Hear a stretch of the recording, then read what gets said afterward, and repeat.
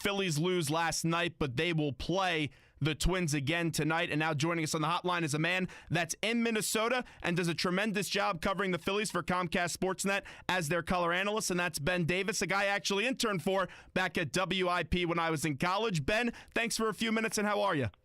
Good, Zach. How's it going? Well, it's going great. It's appreciate you always coming on and joining us. And I actually want to bring something up to you because this was one of my young baseball memories as a kid growing up in New York. I went to a doubleheader, and I saw you play in a doubleheader when you were with the Mariners. How about that? Do you remember that doubleheader? I do. It was quite a while ago, but I do remember. And you know what? I think you guys won both games, if memory serves me right. Yeah, we did okay back then. We had some good squads in Seattle when I was there, that's for sure. Yeah, so you made me a very unhappy Zach Gelb at that young age as I was a Mets fan growing up and still am. Let's get to last night. Aaron Nola in his last few starts has not been good. We know he has a lot of talent and can be a good starting pitcher. What happened with Nola in these last few starts? Well, he's definitely leaving the ball up and doesn't have that command with his fastball. And he acknowledged it after the game last night. He said, there's something mechanical that I need to fix, and he just feels like he's rushing to the plate. And we all know that when you rush to the plate, your arm falls behind and you lead balls up. He's able to, when he's going good, he stays back. He gets out over the front of the ball, and he's able to basically work down in the zone. He was not able to do that last night. His breaking ball was rolling up there, and his fastball command wasn't good. And that's not a good combination if you want to go out there and compete on the mound. As a catcher, you're going to have these young pitchers eventually struggle, and they're doing that right now, and you have to pick them up. As a catcher, what can you say to a young pitcher like that? Well, you just try and keep them focused and realize that they do have the talent, not to get down on themselves.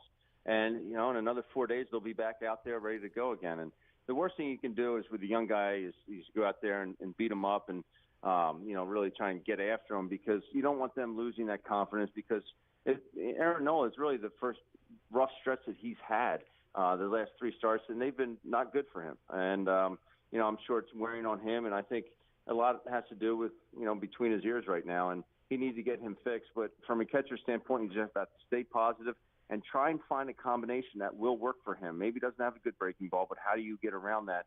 And that's all part of pitching, not just out there throwing. Now, there's only so much that you could say as a catcher, and we had Curt Schilling on the show on Monday, and Curt Schilling, he said that he thinks the Phillies need to go on out there and acquire a really reliable veteran pitcher to try to help these young guns. Do you agree with that? Well, that's yet to be determined. I think they have some guys that have some service time. I mean, Jeremy Hellickson is a guy that, still only 29, but he's been in the league for quite a while. Veteran presence, I think they get that from Carlos Ruiz and Ryan Howard, and definitely from our coaching staff. The coaching staff here is second to none. From Pete McKinnon on down, you had Larry Bowa, Mickey Morandini, Bob McClure, John McLaren. These guys want them well. These guys have been in the game in professional baseball for decades, not years, decades, and they're very outgoing with their players. They're always wanting their players to ask them questions. And I think from a coaching standpoint, they really try and help these guys mentally and obviously with their physical skills. And let's get to Vincent Velasquez. I really like Velasquez's stuff. I thought that was a good trade when they acquired him in the deal with the Astros. And he's going to have a rehab start tonight. What do you look for in that rehab start? Health. That's it. Just make sure he's healthy, that his arm feels good. And from what Pete told us yesterday, that he's just going to go about 75 pitches. And I really wouldn't be surprised. Obviously, it depends on how he feels, but I wouldn't be surprised if it's a one-and-done rehab assignment. And if he feels good, feels like he's ready to come back, he'll throw those 75 pitches. Then he'll throw his normal bullpen routine in between starts. I wouldn't be surprised to see him making his next starts back in the big leagues. And I heard Pete McKinnon talking this morning, and I heard he was playing a little golf to try to relieve some stress, as it's been a tough run for him as of late. But I agree with you. I think he's a really good manager. How does he try to get the Phillies out of this slump when you don't have a lot of talent around right now? You just have to try and find a lineup, and obviously the lineup worked last night. It was great to see those guys swing the bats the way they did. But try and find a lineup that's going to work and have a little bit more success. The talent level, it's definitely not as good as some of the other ball clubs out there, but he's trying to find something. He's trying to find a fit. When you don't have that talent, you have to really try and find ways to manufacture and win ball games. And that's something we saw him do early in the year when he's still trying to get around to doing that. But if you lack the talent, sometimes it is tougher. But right now he's just trying to find ways and tell these guys, hey, man, it's a long season, but this is something that you can build your career on. And if you want to make an impression with the ball club, with the Phillies, then you got to do it this year and show that you can play the baseball at the major league level. And I know that you enjoyed those home runs last night for Tommy, Joseph, Franco, and a bunch of other Phillies. I know Howard Eskin really didn't like that you were enjoying it on Comcast Sports, and I'm not sure if you saw that tweet or not, but with Tommy and Franco, it must help their confidence right now as they're both in slumps. Yeah, it's huge, and I'm really not too concerned about what Howard Eskin does. but yeah, I mean it's fun, and that's something that you see these guys hit the ball at the ballpark. 4 homers last night with Borges, Rupp, Joseph, and who was the last one? And Franco. I mean, it is fun to watch, and it's nice to see them build on that. And what I like not only about the home runs, but they were staying in the middle of the field last night, and that's something I think that this lineup, I wouldn't say they forget, but they definitely get away from. Staying in the middle of the field. Cody Ashley had 3 hits last night, all in the middle of the field. That's what I like to see, and that's something that hopefully they can build on. Just one game, and they could start with just one game. They get that confidence back, and hopefully they can do it again tonight. What about Blanco? What do you think he can provide this Phillies lineup? No, he's stability. He's a true professional. Talk about somebody that can really be a good veteran to really just vent to or just listen to advice from. He's a guy, and Pete said, he's been a guy that he's trying to find a way to get in the lineup a little bit more. He's a professional hitter, and he does the small things that really help a ball club. He can play any position. I really believe the dude could even catch if need be, but he's that good and that reliable out there. We're talking to Ben Davis, who's in Minnesota, Comcast Sportsnet, Phillies color analyst, does a great job with Tom McCarthy and that entire crew. Nick Williams, how far away do you think he is from coming up and playing on the major league level? Well, I don't know. I mean, I saw him in spring training. I liked what I saw. It's a different atmosphere. And the Phillies have always been an organization that want to make sure that these guys are ready. They don't want to call them up here. They don't want to rush them up here just because the fans want it. They want to make sure that these guys, once they get here, they're bona fide big leaguers and they're going to be here for a long time.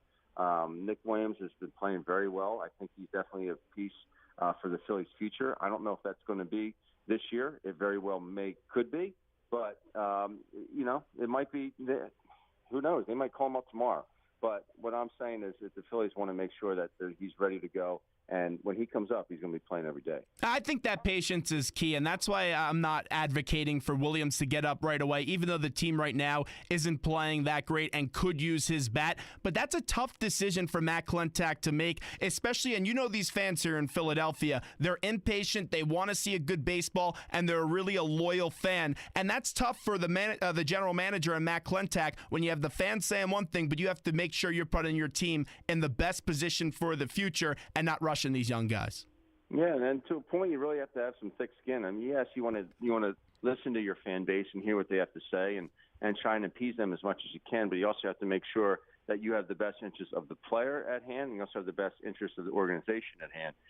And obviously, those two go hand in hand. And you got to make sure if you do call a guy up, it's his time and he's ready to go. Do you think Ryan Howard at the end of the year is going to be on this team? At the end of the year? Well, I don't know. That's a good question. I mean, from what we've heard, they said they're not going to release him. And it's. I know he's not happy in the place he's at. Just for the fact that we all play baseball to have fun, and when we have success, we have even more fun. And right now, it's been a tough stretch for him. He had another rough game last night. Will he be here at the end of the year? I don't know. That's for front office to decide, but. As of right now, I don't see him going anywhere. Especially when you're a player of his stature and a guy that has been a champion in this town, it's so tough to just realize that you're not the player that you once were. As a player, since you have a player's perspective, how do you know when it's time to just call it quits? Well, for me, it was simple. Once I stopped, it seemed like every time I went up to the plate, it was 0-2 or 1-2. And it just seemed like my bat speed evaporated overnight. It wasn't from a lack of effort. It wasn't from a lack of preparation.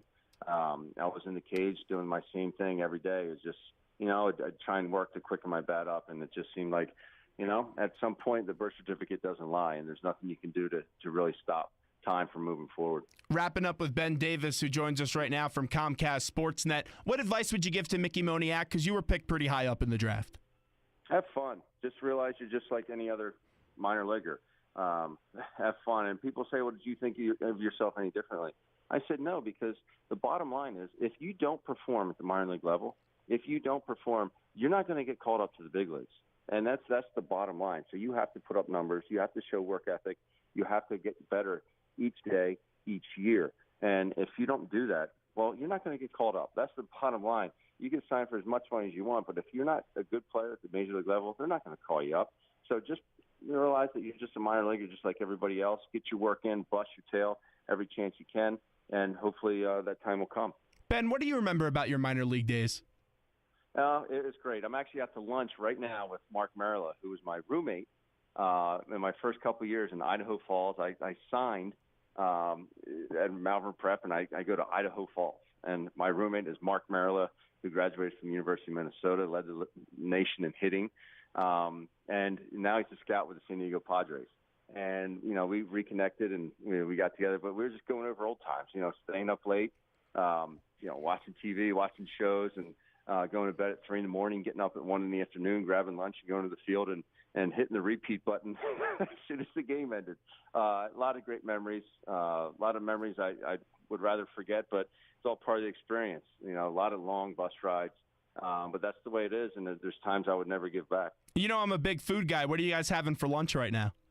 I got a chicken Caesar salad. So. You're going healthy. You're going kind of healthy because the Caesar salad, it's not that healthy. The chicken's healthy, though. I just spent an hour and a half at the gym, so I didn't want to throw a burger down my mouth. Ben, before we let you run, and you were great today, there's a lot of rumors that the Mets may be interested in bringing back Jose Reyes. You bounced around from team to team, and it seems like, or at least Jose Reyes is leaking this, that he really misses playing on the Mets. When you bounced around from team to team through San Diego, Seattle, and then the Sox, how much did you miss your old teammates? I missed them, and I was a naive kid who got traded at 24 years old. And I thought, 24 years old in the big leagues, I just got done catching 138 games for San Diego, and I'm thinking, this is the organization I came up with, all the guys I came up with, and I'm going to be here for 15 years. Next thing you know, a couple months later, I get traded to Seattle. But it's always it's tough. You miss your teammates, you build up relationships because you spend more time with those guys than you do with your regular family. And it's great. I just got a chance to catch up with Brett Boone down at the ballpark over the weekend, and talking with Boone, we got to spend 3 years together in Seattle. I mean, that's just the relationships that you build and you never lose. And that's the greatest thing about baseball because you do spend so much time with these guys. Well, Ben, you were great. Continue to enjoy that rest of the lunch. And I know you won't be sending Howard Eskin probably a holiday card this year, but we appreciate you coming on today. Well, thanks so much. I appreciate it. Have a good one, Zach. Thanks so much. There's Ben Davis. Good to catch up with him on the Zach Gelb Show, Fox Sports 920 The Jersey. Here, broadcasting from the Princeton Orthopedic Associates studios, as you could be listening to us in your car, 920 a.m. in Bucks, Burlington, or Mercer counties, or worldwide on the web at 920thejersey.com.